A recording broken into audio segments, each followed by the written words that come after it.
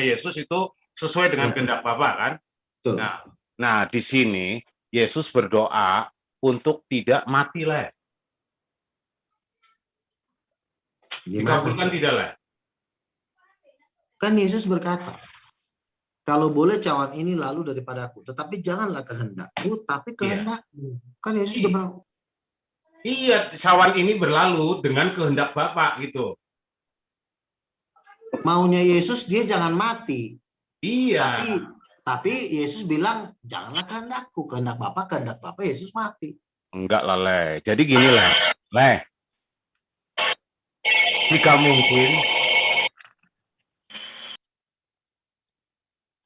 mungkin lah ya. Jikalau mungkin, biarlah cawan ini berlalu. Ya, tapi atas kehendak Bapa gitu. Jadi artinya cawan ini berlalu dengan kehendaknya Bapa gitu loh. Kehendak Bapa itu dengan caranya Bapa gitu. Bagaimana Bapa menyelamatkan Yesus gitu. Itu kan pernah diomongin sama Petrus. Sekiranya Bapa menjauhkan penyalipan ini dari engkau ya Yesus, kata Petrus. Yesus marah. Hei engkau anak iblis. Kenapa engkau memikirkan pikiran manusia? Engkau tidak memikirkan pikiran Allah. Jadi sebenarnya. Nah, Yesus sudah tahu. Terus ngapain Yesus berdoa? Apa? Iya, di situ kan Yesus artinya sudah tahu bahwa dirinya akan ya. Terus ngapain Yesus berdoa? Ya, Yesus juga sebenarnya juga punya kehendak sendiri. Jadi artinya Yesus juga mengutarakan isi hatinya. Kalau boleh, janganlah gua mati di salib. Kira-kira kan begitu apanya penjelasan jelasnya. Tapi janganlah kehendak, biarlah kehendak Bapa. Apa kehendak Bapa? Yesus ditangkap dan disalib dan dibangkitkan di hari ketiga. Itulah kehendak Bapa. Lalu kehendak iblis apa? Itulah yang sebenarnya penyalipan ini kan atas rencana iblis, Le. Bukan rencana. Ada ayatnya, Le. Ada ayatnya, Le. Dengerin ya, dengerin. Kan waktu itu Petrus kan mengatakan kepada Yesus, janganlah sampai engkau disalib dan mati dibangkitkan di hari yang ketiga. Kan kata Petrus itu di Matius berapa? Lalu Yesus memarahi Petrus, hei engkau anak iblis. Berarti penyangkalan terhadap penyalipan, penyangkalan terhadap kematian Yesus, yang mengatakan Yesus tidak disalib, menurut Yesus itu adalah rancangan iblis. Jadi kalau ada yang mengatakan Yesus tidak disalib, itu sebenarnya dari iblis. Loh, gimana orang rencana iblis itu penyalipan kok? Nih, berarti yang percaya penyalipan ya berarti percaya iblis dong, Le. Ini ayatnya, Le. Iya, ada ayatnya. Ini tak share ya. Nah, ini. Tuh, Le. Mereka sedang makan bersama dan iblis telah membisikkan rencana dalam hati Yudas Iskariot, anak Simon, untuk mengkhianati dia. Yesus tahu Bapaknya telah menyerahkan segala sesuatu kepadanya dan bahwa ia datang dari Allah dan kembali kepada Allah. Lalu bangunlah Yesus dan meninggalkan jubahnya, ia mengambil selai kain. Nah, inilah ya. Ini rencana mereka sedang makan bersama dan iblis telah membisikkan rencana dalam hati Yudas Iskariot, anak Simon, untuk mengkhianati dia gitu. Ini kan berarti rencana iblis kan penyalipan itu. Rencana iblis adalah dengerin dulu. Rencana iblis itu adalah ingin memakai Yudas sebagai pengkhianat. Iya, mengkhianati untuk apa, Le? Untuk apa? Pengkhianatannya seperti apa? Begini ya. Sorry. Dan iblis telah membisikkan rencana dalam hati Yudas Iskariot. Artinya rencananya iblis dimasukkan ke hatinya Yudas Iskariot. Bukan rencana iblis, bukan menggunakan Yudas Iskariot. Bukan. Kalau kita baca ini teksnya begitu. Gimana, Le? Awas, lu jangan terbalik-balik tuh. Iya. Makanya ucapan Yesus kan mengatakan seperti ini. Memang anak manusia harus pergi. Setiap manusia kan akan pergi. Ya, Yesus pasti akan pergi. Betul. Saya betulin loh. Bukan bantah, ya betul. Iya, muncung lo diam dulu. Jangan dipotong-potong dulu. Yesus kan bilang, anak manusia memang harus pergi sesuai dengan apa yang tertulis oleh kitab suci. Akan tetapi celakalah oleh oleh dia, yang oleh karena dia anak manusia itu dibunuh atau diserahkan. Jadi begini sebenarnya, iblis, Tuhan memiliki rencana untuk penebusan terhadap manusia. Inilah rencana Tuhan. Rencana penebusan yaitu kematian Yesus di kayu salib.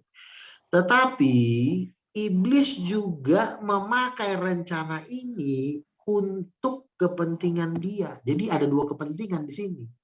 Pertama, kepentingan Tuhan untuk penebusan. Yang kedua, kepentingan iblis untuk memuaskan hawa nafsunya itu untuk membunuh. Jadi dua-duanya punya rencana dalam satu proyek. Tetapi keputusan proyek ini ditentukan oleh Tuhan. Karena Tuhan yang lebih berkuasa menentukan acara ini jalan apa tidak. Kalau seandainya Tuhan mengatakan acara ini tidak jalan, maka rencana iblis pun gagal. Jadi iblis cuma mendomplengi rencana Tuhan untuk kepentingan dia, yang dimana Tuhan memakai kematian Yesus adalah untuk keselamatan manusia. Gitu loh. Jadi memang rencana ini dipakai oleh iblis. Ya, Ibarat lalu kata ditunggangi. sejak kapan Islam menginginkan Yesus mati? Tadi Nah. narasi lo ada yang begitu loh. Iya. Nah, Ada loh narasi lo begitu. Berarti Iya, tidak cocok ada. ya, Islam dengan iblis nggak cocok, berseberangan loh. Berseberangan loh. Yang Berlawanan. sepihak dengan iblis adalah kalian. Juga. Ya. nah, gini. Yang setuju dengan gerakan iblis dan Yudas itu Bang Luga. Dengerin dulu. Rencana iblis sudah pernah diungkapkan melalui Petrus waktu itu. Waktu itu Petrus, waktu dalam satu ketika dia mengatakan kepada Yesus, janganlah kiranya engkau disalibkan. Dijauhkan Tuhanlah kiranya itu daripadamu. Langsung Yesus marah kepada Petrus. Enyahlah iblis, engkau anak iblis, karena engkau cuma memikirkan apa yang dipikirkan oleh manusia. Jadi Petrus itu juga nggak pengen Yesus disalib. Jadi ya, iblis nggak pengen Yesus disalib juga di sini lah. Apa? Berarti Betul. iblis nggak ingin disalib juga. Tetapi Ya, kenapa iblis sibuk rencanain? Artinya informasinya goncang ini Pak Agus. Maka Iblis ini mau Yesus disalib atau Begini. nggak mau Yesus disalib, itu goncang itu. Iya. Ini. Namanya iblis ini kan manusia bermuka dua, pembohong. Iblis bukan manusia. Iya, iblis itu makhluk bermuka dua. Di saat dia tahu bahwa memang gagal rencananya, maka dia pura-pura mengambil kesempatan dalam sempitan. Dia memakai Yudas. Tahu juga Yesus memang bakal diserahkan. Menurut iblis ini nggak bakalan bisa gue gagalkan, karena memang dia memang harus memang menjalani, karena Yesus juga sudah menyatakan mujizat-mujizatnya, dan iblis Tadi yang lu bilang iblis pengen bunuh Yesus itu kematian mana? Jadi teorinya. Teori lu yang tadi tuh. Barusan lo ngomong. Iya kan, makanya kan ayat yang lu tunjukkan kan. Iblis enggak, ya, tadi kan lu bilang Yesus iblis itu dompleng kepada kehendak Bapa yang ingin, padahal iblis itu ingin Yesus mati. Itu kemana teorinya jadinya? Kalau Islam itu teori lu jadi muap. Lu harus milih salah satu, nggak bisa enggak. Kalau Islam itu pro dengan Yesus. Yesus berdoa untuk tidak mati disalib. Nah, Islam itu pro. Tujuan Tuhan kan sebenarnya untuk mati Yesus di kayu salib lah. Tujuan Al-Quran jangan sampai Yesus mati di kayu salib, melainkan Allah menyelamatkan. Yesus enggak, tujuan Quran itu pro dengan doanya Yesus itu. Yesus kan berdoa untuk tidak mati disalib kan. Sekarang begini, menurut gua Al-Quran nggak pas gitu. Kenapa lu mau menyelamatkan Yesus yang adalah juru selamat? Gimana nyelamatin orang Yesusnya aja udah duluan. Yang Yesusnya berdoa, kita mendukung berdoa. Gini loh, kita mendukung doanya Yesus gitu loh. Doanya Yesus kan juga lo dengar. Doanya Yesus kan berkata, sekiranya cawan ini lalu daripadaku. Iya, berarti Yesus Artinya, ingin mati kan?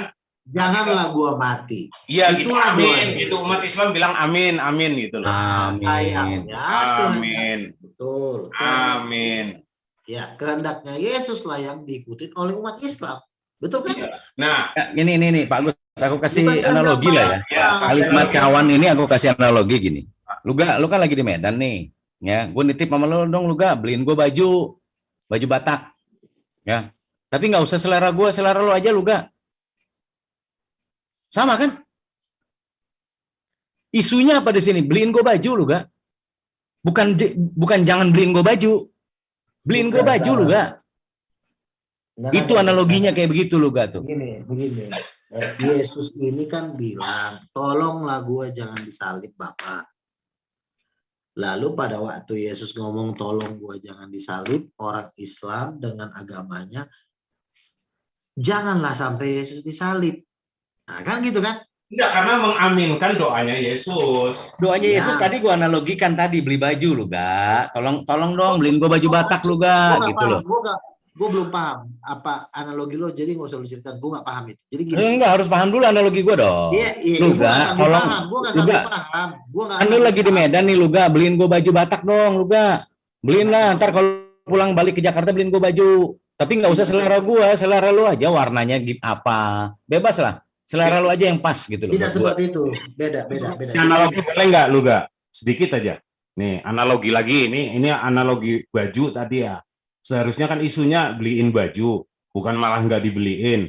Ya kan? Kalau baju gua ini analogi lain nih. Ini ada anak, ini kita langsung ke dengar saya toh sekali-kali toh. Masa lu aja nih. Ini ada anak ini mau dipukulin sama preman-preman gini loh. Ya. Preman-preman, lari dia ke bapaknya. Pak, tolonglah Pak, saya dikejar-kejar preman. Nah, kalau bapak yang baik, sembunyi anak. Nah, sembunyi sana, gitu. Tapi apa bapaknya tega? Apakah seorang bapak akan memberikan apa, Bang Arman? Anaknya. Udahlah, nggak apa-apa, hadepin aja. Ntar kita ke rumah sakit habis itu. Udah dah, kamu hadepin aja sana.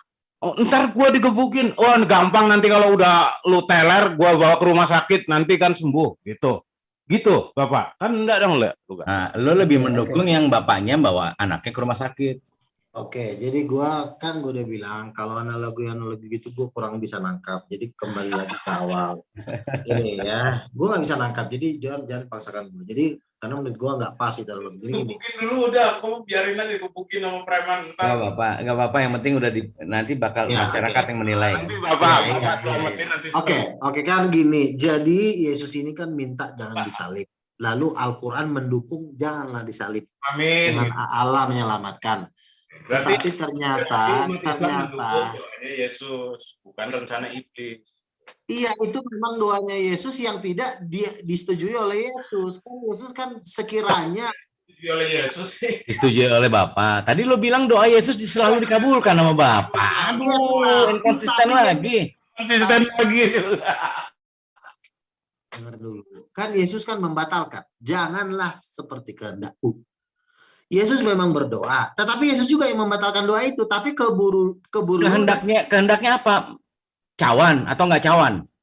Mati atau enggak mati? Enggak, selamatkan aku Bapak, gitu kehendaknya Yesus. Ya, tetapi janganlah kehendakku, kata Yesus. Makanya iya, selamatkan aku, tapi bukan kehendakku. Warnanya bebas lah, terserah lo juga. Warna bajunya. Beres kan analoginya? Terserah Bapak. Mana sih gitu doang? Bapaknya mau polisi silakan, mau Bapak apa kasus penipuan, dengerin. Kasus penipuan ini. Ini kan Yesus bilang, tolonglah jangan salibin. Tolonglah kalau boleh gua nggak disalibin. Kata Yesus. Lalu bagus, aku ambil share screen-nya. Yesus ngomong lagi, tapi janganlah seperti yang ku kehendaki. Karena kehendak Yesus tuh dia jangan disalib. Omongan lo yang pertama tuh udah bener lu gak? Dengerin dulu, gue belum selesai ngomong. Ini, lihat nih, share screen gue. Jadi doanya Yesus senantiasa dikabulkan Bapa. Iya, senantiasa. Ini ajaran Yesus, kecuali kematian. Kecuali kematian, itu lo ambil kesempatannya, padahal enggak. Makanya lah kan lo kan sekarang takut di sini karena lo udah bersekongkol dengan iblis di sini. Ya enggak lah, iblis pengen Yesus mati kok, gimana ceritanya? Yesus gitu. Yang pengen Yesus mati itu lo. Jadi sebenarnya di sini kasih gue waktu ngomong 2 menit biar gue ungkap bahwa lo bersekongkol dengan iblis. 2 menit aja, 2 menit. Diam. Tenang. Gini ya. Al-Quran itu menghendaki Yesus diselamatkan. Ya, Al-Quran itu menghendaki Yesus. Dengar dulu, jangan ketakutan. Al-Quran mengatakan Allah menyelamatkan Yesus dari penyaliban, ya kan? Betul. Dikabulkan gitu. Ya, jadi di sini kita ketahuin bahwa Al-Quran ini, statement Al-Quran yang tidak ingin Yesus disalib, ini sudah dijawab oleh 2 poin, yaitu poin 1 adalah waktu Petrus juga meminta Yesus jangan disalib. Lalu jawaban Yesus sungguh mengerikan, enyahlah iblis. Ya, lalu yang poin kedua, ternyata Yesus minta diselamatkan oleh Bapa, ternyata Yesus Al-Quran udah keburu mendukung doa Yesus, tetapi sayang Al-Quran Belum ada Al-Quran di situ. Belum ada Al-Quran. Al-Qurannya belum ada waktu itu. 600 tahun kemudian baru ada. Mana sih? Lo ngarangnya kebanyakan lo. Ayo. Ya lu takut apa nih? Udah Bukan takut lo nyisipin Al-Quran di tengah-tengah situ. Seorang, aduh. Oke. Al-Quran kan mengatakan Nabi Isa diselamatkan dari penyalipan. Benar nggak? Enggak, ini doanya Yesus dulu lah. Kita harus nih. Itu kayak Yesus itu berkepribadian ganda loh, Yesusnya jadinya. Iya, ini menurut Bang Luga versinya, Bang. Iya, jadinya begitu. Iya, kalau seolah-olah begitu gitu. Tenang, hampir udah mau ke gap di sini. Udah hampir mau ke gap. Ya, udah hampir ke gap. Apa ke gap? Kok ke gap? Yesus itu kan pengen dia minta diselamatkan dari penyalipan. Iya kan? Ya. Iya, tapi udah diselamatkan. Bapa, selamatkanlah aku dari penyalipan. Kan kata Yesus. Setuju nggak? Saya sanggup, Bapak, dengan salah aja gitu. Gimana? Ya. Masa mau dikelepin? Udah minta tolong. Ya, jadi Yesus sudah minta diselamatkan oleh Bapa dari penyalipan. Iya. Ya, lalu kalau kita lihat Al-Quran, ternyata Al-Quran juga ingin Yesus diselamatkan dari penyalipan. Iya kan? Nah, lalu ternyata doa Yesus ini ternyata dibatalin lagi sama Yesus dengan perkataan janganlah kehendakku, sementara Al-Quran udah keburu ngikut. Lu kagak dong, waktu habis berdoa gitu ditangkep. Gimana lo ngaco?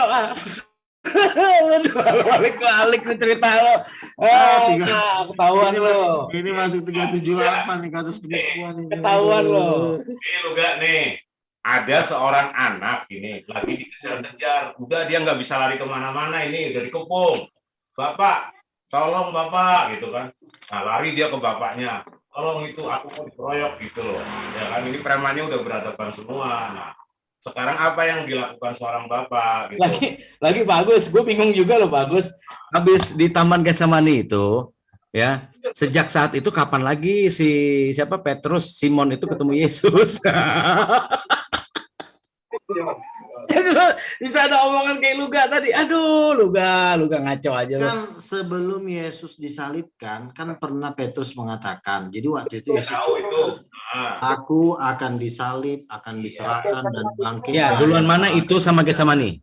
Duluan itu dong. Iya, kapan Al-Quran lu sisipin di situ? Gimana lu? Iya, maksud gua kan hanya untuk mendukung, artinya kita temuin lah, kita lu ngarang namanya lo. Jadi di sini ketahuan, jadi hanya untuk memperjelas mana yang berasal dari Tuhan, mana yang berasal dari iblis. Oke, pemirsa bisa kita lihat ya bagaimana ya responnya Luka. Jadi pada sebenarnya ini Petrus dengan Al-Quran ini sebenarnya sejalan. Mereka itu sebenarnya sehati. Enggak lah, Quran belum ada Bang Luga. Quran kan abad ke-6. Maksud hati Petrus ingin enggak, lu benci banget sih sama Quran yang sesuai sama Yesus gitu. Kenapa sih lu nggak suka banget gitu? Yesus ini jelas berdoa, enggak. Gua bingung gitu loh. Yesus loh yang maunya Yesus. Kalau lu nggak maunya Yesus. Ini gua maunya Yesus mati, maunya Yesus mati loh.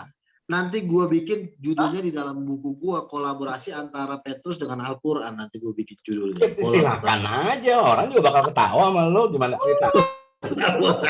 Ada kesamaan di tengah-tengahnya lo bisa selak gitu. Yang lucunya gini Bang Arman, gini. Kita kan hendak Yesus kan ibaratnya kan pengen hidup, makanya berdoa, terus dibawa-bawa sejalan gitu kan. Nah, kehendak iblis kan Yesus mati. Nah, lalu Kristen pun mengendakkan Yesus itu mati agar terhapus dosa mereka. Berarti mereka ini sekongkol dengan iblis. Gitu. Tapi dibalik, ternyata Islam yang sekongkol sama iblis. Ini logika dari mana gitu loh? Mereka sekongkol dengan iblis. Udah dah, lu gak main catur aja, main catur ah. Main catur aja. Mau langit mulu lu bahas ah. Udah, wah, gua semua ini dukung doanya Yesus juga. Ketika Yesus Udah masuk asar lu, gila lu pada gua.